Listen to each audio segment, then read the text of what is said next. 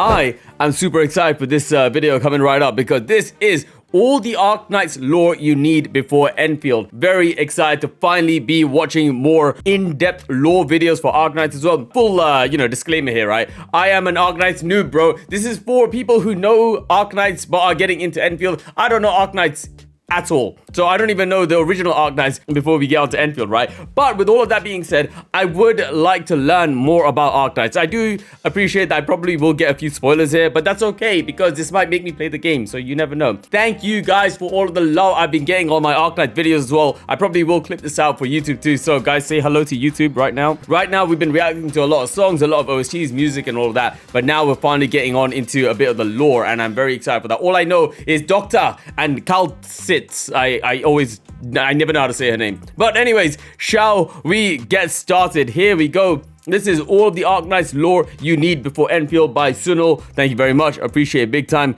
Let's give this a watch. Every time I get to talk about Arknights lore, I am so happy because I legitimately think it's one of the best stories I've read. And okay, good start. I'm glad that even more people will show an interest in the lore of it, even if it's only to get context for stuff in Endfield, which is what this video is.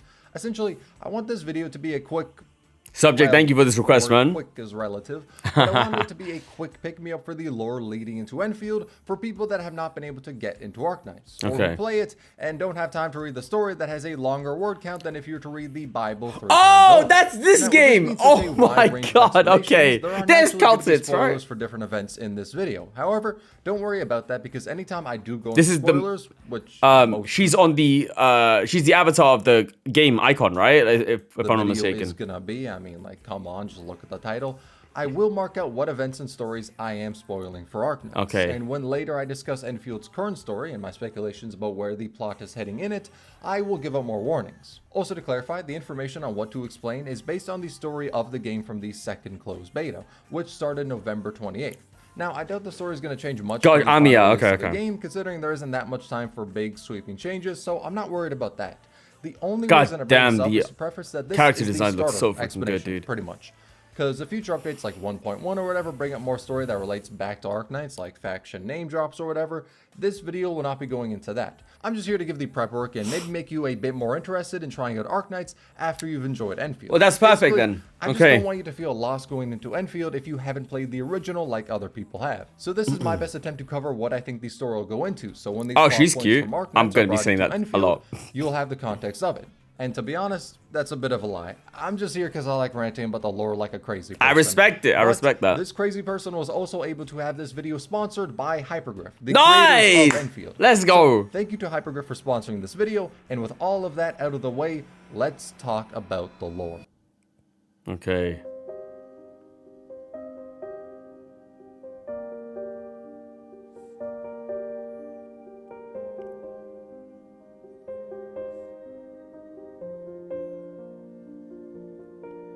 Arknights is the guitar there. Definitely multifaceted. You have stories of people seeking the future no matter the cost. Oh, I know her. I've seen a lot of her. A lot of art. Damn. Okay, hold on. Roll it back. Multifaceted. You have stories of people seeking the future no matter the cost. One of someone's lone journey through the world and a desperate hope to save it. Others take an influence in their storytelling and changing their narrative style to be similar to the storytelling. God, I love me some Dragon Girls. Like some of the sweet events emulating a narrative style like Chinese folklore, or another focusing on fairies and fantasy to be more similar to Irish or European folklore. And then you have some of a logistics company owned by a talking penguin, or a slice of life in what is undeniably one of the worst places in the world to live. To really bottle the stories in Arknights to one particular saying would be difficult. But what I think a lot of them revolve around is Calcits, right? No one should be able to judge the value of human life. Everyone deserves the ability to survive. Okay. This plot point is integral to both Arknights, Endfield, and probably many future projects within the Arknights world. I love that. The full reason as to why this is important will be discussed later in this video, but also definitely in the endgame of Enfield's story. Honestly, I have a lot of thoughts about how that'll play out myself, but the first thing I want to lay out for the people who don't know the lore is the setting for Endfield. Now, the explanation on its own doesn't have any spoilers for Arknights. Further explaining how the setting came to be is where it is, but the basics are no worry. So the story of Arknights takes place on Terra. This is the world map of it. Now off in the north, past the Infi ice fields, there is a portal. Don't question why it's there.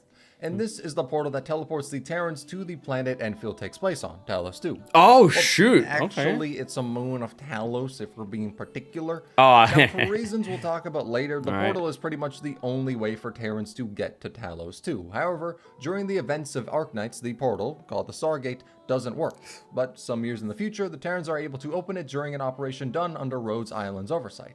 Then they take the wormhole to Talos 2, and 5 years after that, the portal was cut off and the people in Talos 2 have not been able to reach it. That is the current situation. All in all, a pretty rough one. The people on Talos 2 are left to fend for themselves on this unknown planet. Now, a positive of that has been that diplomatic relationships on Talos 2 have generally seemed more cordial than they were on Terra. I mean, sure, they nearly had a civil war in the past, but only having one war between themselves in 152 years is still doing considerably better than Terra. Okay. Now, granted, they do also need to contend with Agaloy fighting against them constantly, the Bone Crushers, and the Blight that erases all life and information links, so, they're not doing much better. In fact, you could very well say the situation on Talos 2 is getting more dire as time passes. It really seems like the very planet is fighting against the Terrans, not within the sense that the planet is sentient or whatever, but within the idea that it is incredibly hard to inhabit. Okay. Enfield is very much a story about life surviving and thriving on that new planet. But now the question is, why was there a portal on Terra that led to Talos 2? Yeah. The technology on Terra isn't exactly backwater, but they're not really a civilization that has the ability to just make a wormhole out of nowhere. It wasn't them. Not to mention, why was there also one on Talos 2, a planet countless light years away? Well, that is where these spoilers come up. The explanation contains spoilers for the Babel event in Arknights and Lone Trail. Now, to be clear, this story plot point is one that spoils those events, and I would say specifically those. Because even though Babel is a part of the main story of Arknights, I wouldn't say explaining these spoilers ruin chapters 0 to 13 that you would. Hey, hello Reaper, welcome bro, how you doing, man? Because the welcome. Union Arc and the Londinium War to a certain extent, and pretty much all chapters except for the last one, don't really touch on this plot point. Just give foreshadowing to it. Oh, question. So if I was to just play Arknights right now, I can experience every single chapter, right? There's nothing that's not time gated, but like removed because of seasons and things like that. I have live service PCSG, man. I'm a Destiny player. What can I say? Ex-Destiny player. Touch on this plot point. Just give foreshadowing to it. You can very much treat what I'm about to explain as the lead-in for later stories of Arknights, but not a spoiler of all these stories that came before. Just you're right. So with that explanation, if you don't want to be spoiled on these two events, skip to here. Later, when I get into spoilers that can spoil other events, I'll give out another warning, so don't worry. Okay, well, we'll game for this. Let's go. The Infi ice fields exists and why it goes to Talos 2 specifically. God, the game looks so beautiful, man. A lifeline, a survival method. Not from anything specifically on Terra, but what exists out there in the universe, the observers. Now, to y'all who truly on Terra, it is a lifeline, a survival method. Not from anything specifically on Terra, but what exists out there in the universe, the observers. Now, to y'all who checked out my Arknights Limbus collab video, you'll notice I'm explaining some Arknights collab with Limbus? Oh my god, yo, talk about worlds colliding. We're just doing a lot of Limbus company content now as well. Okay. Reactions as well. These videos, but it comes with the territory of explaining the main conflict. Okay. Though I will say, if after this video you want to learn more about Arknights, then I can recommend it because this is focused on explaining the why of the plot points that I think are likely to reappear in Endfield and showing the weight of them in Arknights. But that video is, even though it's for the Limbus collab, focused on explaining the morality and philosophy of Arknights. Though before explaining the observers, I want to talk about the history of Terra briefly. Wait, is this Expedition 33 music? Planet in the galaxy, and the only race living on it were the Tikas, until the predecessors to it. They're a tier 3 civilization that could travel throughout the stars. I'll take it easy, Reaper. Thank you for dropping by, man. Hope you get some rest. Galaxy, and the only history of Terra briefly. See, at one point, it was just a regular planet in the galaxy, and the only race living on it were the Tikas, until the predecessors came to it. They're a tier 3 civilization that could travel throughout the stars. The Doctor is one of them. And thousands of years before the time of Arknights as we know it, the predecessors brought life to Terra. aside from the Tikars who were already native to it and would later become either the Sarkaz or Sanctum. But the predecessors are the reason why the animal races in the game exist. They brought them to Terra and are the reason why they look human. But these life forms originally came with the predecessors from Talos 2. The reason they decided to land on Terra was to prepare against the threat of the Observers. And really the only explanation I can give of the Observers that makes sense is the one the Doctor gave before their amnesia. They equate civilizations and their growth, schemes, machinations, triumphs, and glory all to a tranquil forest, where a tree represents a world, or giving me Forerunner Halo vibes, correct me if I'm wrong, a collection of planets all host to the same civilization. That tree represents all of its people on it. And in this forest, the predecessors are also just a tree. And the observers are the lumberjack. The trees do not know the origin of this lumberjack, do not know why it cuts them down, but they can do nothing to stop it. That is the difference between them. We do not know what the observers do. We do not know why they do what they do. We just know that even though the predecessors have technology that can have them travel throughout the universe, they view the difference between them and the observers as they are the lumberjack and the predecessors. Hell, every civilization in the universe are the tree. Equating it to cosmic horror might not even be that far off the mark, because the observers are not explained as a threat you can fight and win against. They are something you run and hope to survive against. The predecessors did not go to Terra to win against the observers. They went there to survive by any means necessary. Then the question is asked, if the observers are such a big threat, why did it take so long for them to be mentioned in the story? I'm pretty sure the first time they were specifically mentioned, not just foreshadowed because that happened year 1 of the game with Astasia's operator profile. Ooh, she's cute. Things. Damn. But the first time gotta give me they were darkness specifically vibes in the story was the Lone Trail event, and that was 4 years into the game. And why aren't the predecessors talked about often as well? And the answer is because the observers already came to Terra and wiped out most of the predecessors. That's why Arknights as a story isn't based around this big cosmic threat all the time. It's focused foremost on very human stories, but the threat of the observers is still appearing to be the end game of the story. Not to beat them, but the question about how the people on Terra can survive them. Especially considering how they seem to be infatuated with consistently fighting each other instead of actually unifying against the threat. But thankfully for them, the experiments the predecessors did to try and survive, even though it didn't end up saving them, ended up helping the Terrans survive. And some ended up murdering a considerable amount of them, but that's something left to talk about on a different day because it doesn't relate back to Endfield.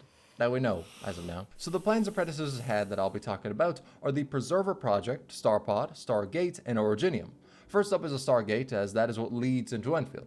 So the portal that goes to Talos 2 was created by the predecessors as an escape plan to use before the observers came. But the observers arrived much earlier than anticipated, so it couldn't be finished. As a result, collapsals arrived through the Stargate, and they are kinda pretty damn scary. The reason as to why most people in Terra don't know about the Stargate or go to it now is largely in part because of the collapsals.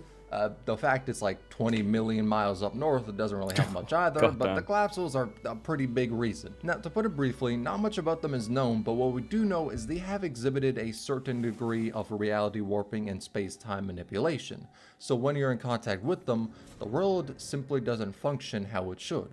We also know they don't need to hunt for food or a need to eat. They're just incredibly aggressive regardless of that. They've been known to cause the total loss of a person's ego and emotion. They're capable of mind control, hallucinations, mirages, and once someone succumbs to them, they become incredibly violent and can infect others with this as well. I mean, I'm sure he'll explain it, right? Is this the, like the rocky stuff that like appears on people? They seem to be unable to interact with the world unless they are being observed. But this comes as a double-edged blade. No, it's not. Oh, okay. Emotions, such as fear, in turn power them. So most knowledge about them is heavily restricted. Humanity has been able to fight against them. For example, all major nations on Terra have one incredibly elite fighting force. For Victoria, it's the Steam Knights, Ursus the Emperor's Blades, and Laterano the Apostolic Gun Knights. And the ones fighting against the collapsals in the north have been the Emperor's Blades from Ursus, Snow Priest from Sami, Tianchi from Yan, and Wendigos, though they face extinction soon. But the reason I bring this up is because collapsals come from an interdimensional space that does overlap, albeit partially, with real space, and it's known as the Aetherside, or Aetherside, really. Which other one? Now, in Arknights, the word Aetherside is actually barely mentioned, I'm pretty sure. It's only really in the forefront for Endfield, but there are some connections you can make in Endfield to the collapsals that seem like it's very likely they're present in it. Now, I'm going to link a Reddit post in the description that I'm pretty sure is where this theory came from, but if not, it is definitely the best source of information about it. Now, there are some obvious things like, since the collapsals came from the Stargate, of course there's a possibility they'll come through the one on Talos 2 as well. Even if the people on Terra eradicated the ones in the north, similar to how the ones down south in the Hotlands got clapped, from what we know, the ones on Terra are very likely just the vanguard for their forces. So I doubt many efforts on Terra would make the possibility of them appearing on Talos 2 zero, especially considering the state of the Stargate in the north is currently unknown in Talos 2. But then another point of the theory is in Levitane's operator profile. Demons are mentioned a lot, and it's confirmed later on in that profile that demons was an archaic term for describing aethermorphs. Which that's Kalsit? She looks different there. In A Walk in the Dust, Kelshi brings up the term demon in explanation and concern for the Emperor's Blade, as they are super soldiers created by Ursus that use the corruption of the collapsals. Now, this next point has spoilers for Zwillingstrom im Herbst, which... Listen, I know it's German, I know I butchered that, but I tried my best and I think that's really the only important thing. I understand. But skip to here if you do not want to be spoiled on it. So the Witch King, who is basically the strongest arts caster on Terra, and it's not really even close, dedicated his life to uncovering more about the realm the collapsals come from, and later into his studies, after learning more of the truths about Terra, went insane due to the revelations he found. This led to him becoming a dictator in Leithania, the country he ruled over. And due to his cruelty after losing his mind, he was overthrown and killed, but through his arts, he made his soul go to the realm of the collapsals, which he called Kargereich. I know, I fucked it up again. It means desolate domain in Leithanian. Moving on. Now, with the Witch King being the greatest caster in the history of Terra, he was only able to carve out a small pavilion in that realm against the collapsals. He only made a tiny, volatile bubble in an infinite void. But the importance of this is that he was able to resist the collapsals moving more into Terra. But one other thing he might have been able to stop happening on Terra is the Blight. Now, the Blight is an Endfield. It erases all life and information links, and it comes from the Aetherside.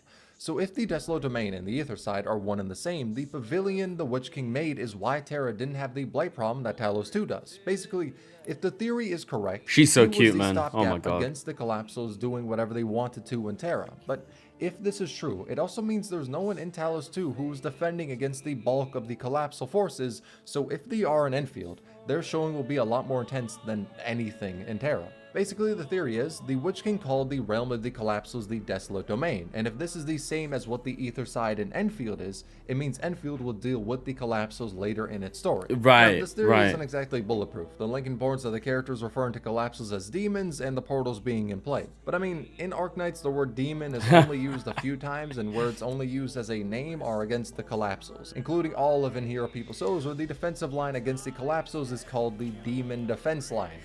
Yeah.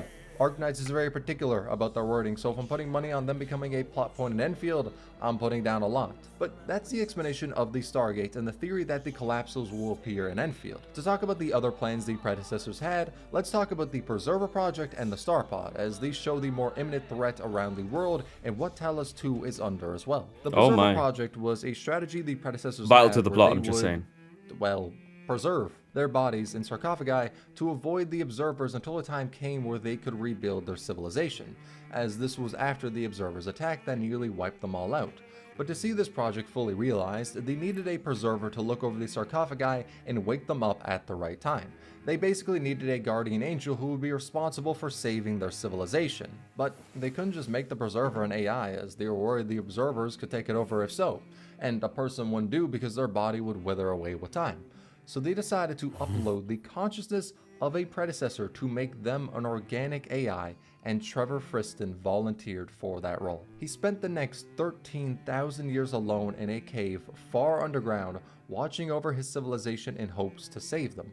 The entire time broadcasting signals to space in hopes other predecessors would hear, but he never got a single response. And as time passed on, as the consciousness of a human needs to endure 13,000 years, alone, he starts to notice the vital signs of the predecessors start to fade, with no hope for his civilization in sight. Damn. Around the same time, Christine Wright wishes to uncover a secret on Terra, why the stars are always shifting.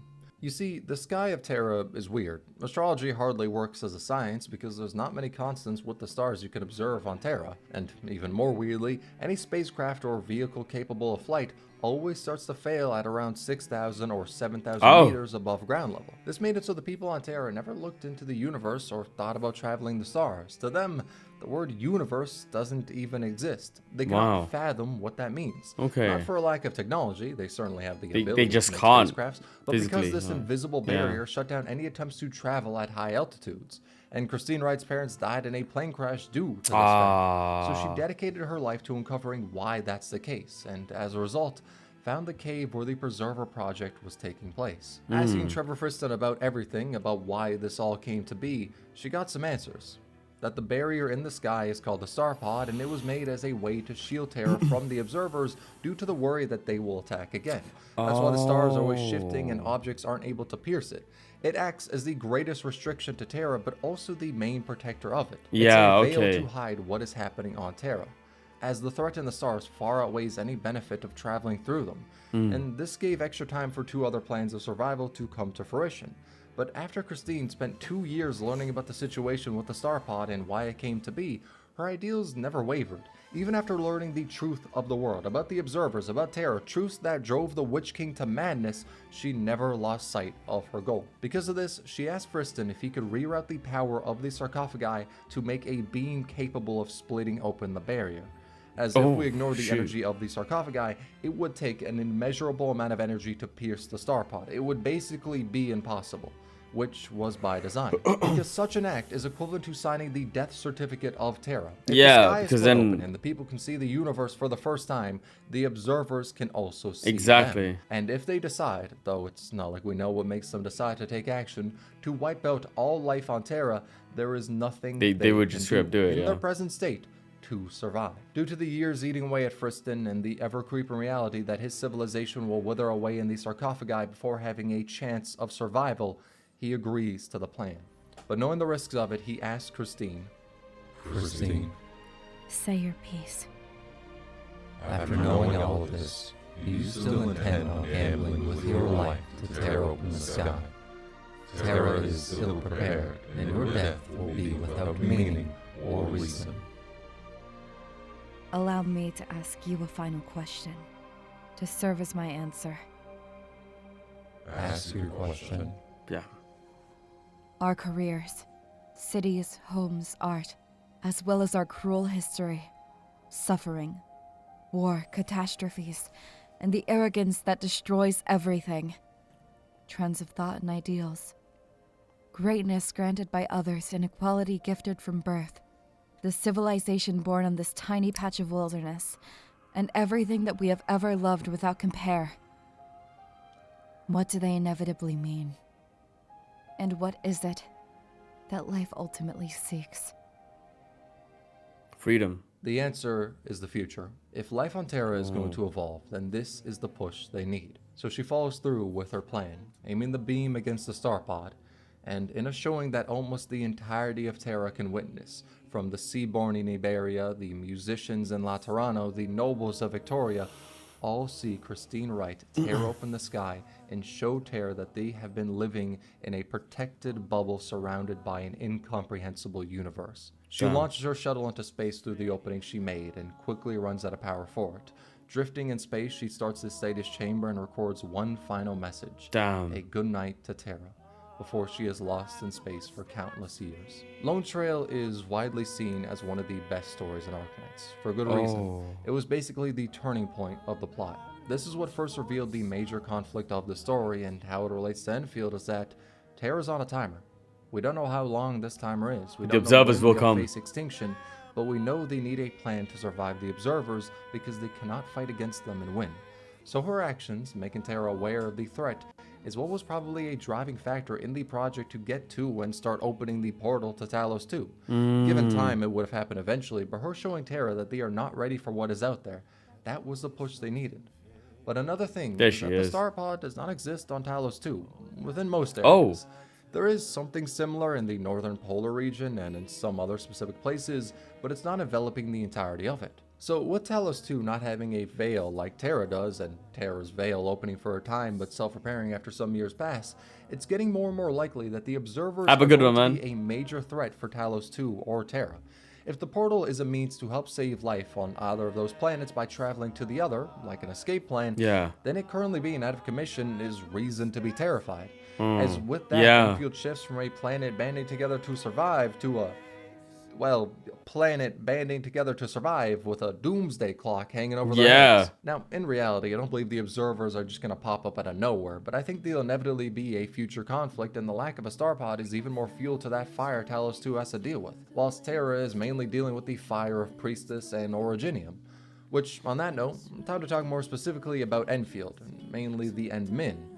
Man, I gotta say, that name is still gonna take some time to get used to. But this point is going to get more into the weeds of a later plot revelation at the end of Valley 4 and Endfield. Valley 4 is the first region to go through. This is just one line and definitely doesn't spoil the entirety of Valley 4. In fact, it's pretty obvious this is the case before the story states it plainly, but I just want to give out a heads up in case. Though what I will be discussing about it also travels into Chapter 15 spoilers for Arknights, so if you don't want to be spoiled for either of those, then skip to here. But at the end of Valley 4, Neferth calls the Administrator, the main character, Child of Originium. In case you don't know what that is, it's the rocks that are the cause of many disasters in Terra. They've resulted in catastrophes forming, people becoming infected. Is that then? But it was originally made as a way to save humanity. Another plan. I guess it is. Though the two specific ones who made this plan were Priestess and the Doctor. Before Terran civilization came to be, the two of them debated heavily on what they could do to survive, and the results of this debate came to form Originium. It may just look like a rock, but what it's capable of doing, what its purpose was, is to store information. It can store vast amounts of information, and inside of Originium can create an assimilated universe. The idea was to assimilate civilization into Originium so they could escape the observers and survive. Oh my god, but there was a rift in how the Doctor and Priestess viewed this project.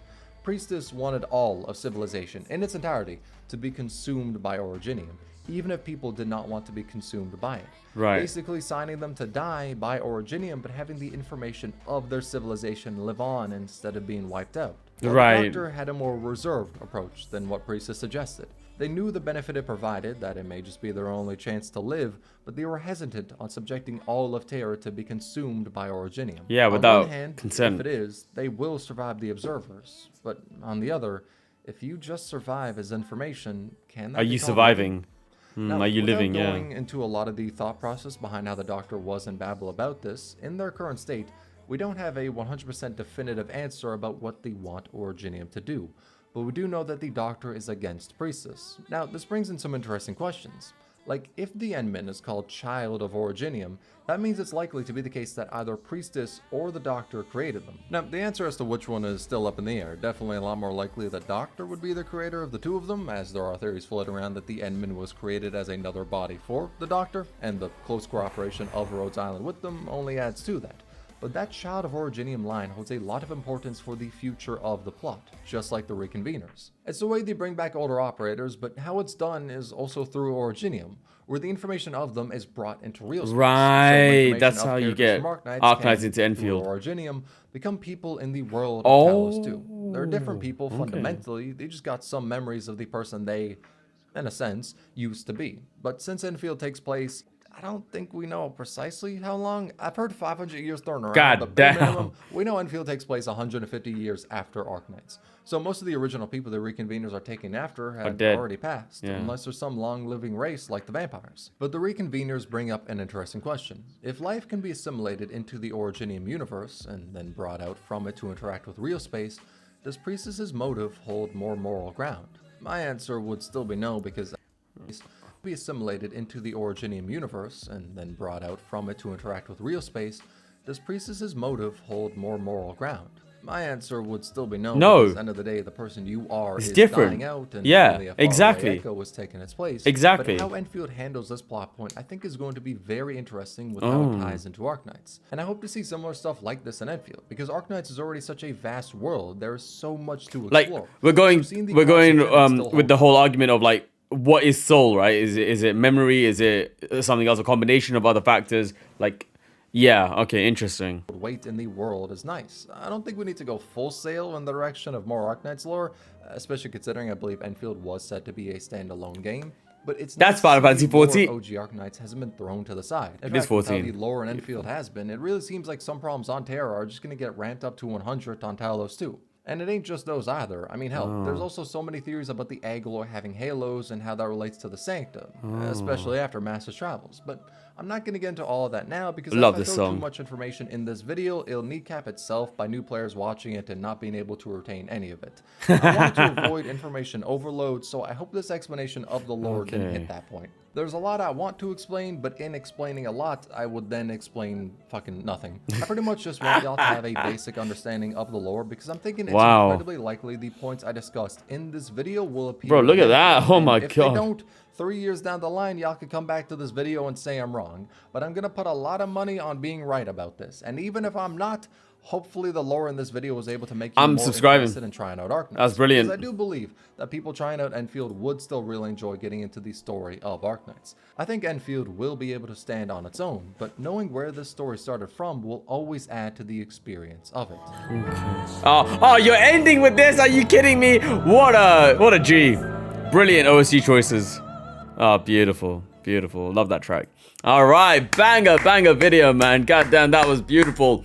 I have to say, there was a lot I didn't understand, but that's by design, right? Like, I am a Arknights noob, but I do now finally understand, like, I guess the scale of everything and the kind of overarching thing. Like, I'm trying to mentally compare it. I know it's probably not a good idea to compare it to media that I already know. I kind of get it, right? Like, there's the story of Halo and all of that, but then, you know, you can go back way back and you start getting into like the Forerunners and the Flood and, you know, why the Halos exist and stuff like that. So yeah, okay, the Observers being like the ultimate big bad. It also kind of in the sense of Destiny, it's kind of like the Darkness, this you know, encroaching thing that you have to, you know, the races are preparing for. There's still more to expand on what you're talking about.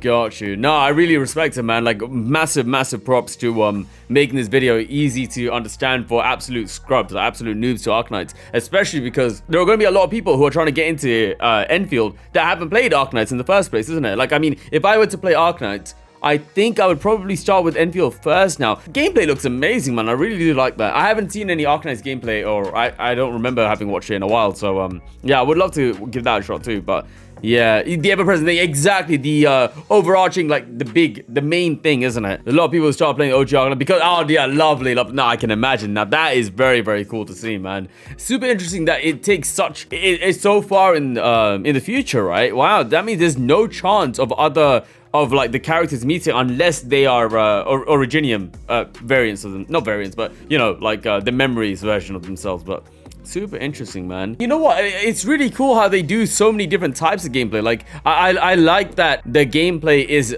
quite a defining factor of most of these games. Yeah, that was great. The story, I knew that saying about like it's longer than the Bible. I didn't know what game that was for. It's for Arknights. I knew that meme. I didn't know it was for Arknights, bro. That's crazy. Thank you once again, Subject. I appreciate you big time. And thank you, Sunil, for the banger video, man. Brilliant stuff. And I hope we can do more. Maybe we'll play Arknights at some point, man. You are king. Dream, 조선은 탄조. 조선은 조리어 받고.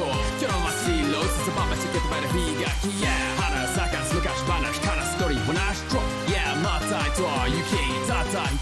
I do it for the fam, I do it for the team, yeah, I do it with my hands. Team one till we're hand and know you got to eat so three right, you poke time the fam. Got your verse, got so too. Back at either time to go through. Got your side dollar, don't know me, Joe. We all want explosion, bam.